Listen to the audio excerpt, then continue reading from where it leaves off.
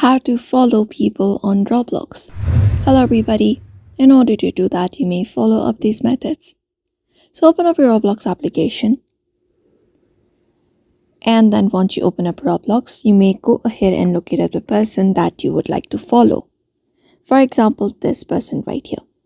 So go ahead and locate up the person. You may use the search bar if not. After that, you may scroll down. And you need to scroll down and tap on view all full profile option. So locate up that option called view profile from the screen.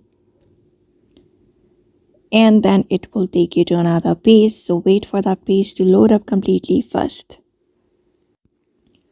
Once the page completely loads up here, you will be finding a full details of their profile. So in order to follow them, all you gotta do is right beside this friend and friend section, you can find a 3 dot.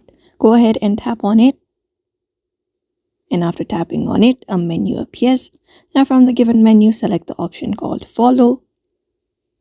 And you will be following that person. That's it for now. You may follow this method in order to do so. I hope this video was helpful. Give it a thumbs up and subscribe for more tips and tutorials. And we will see you on the next video.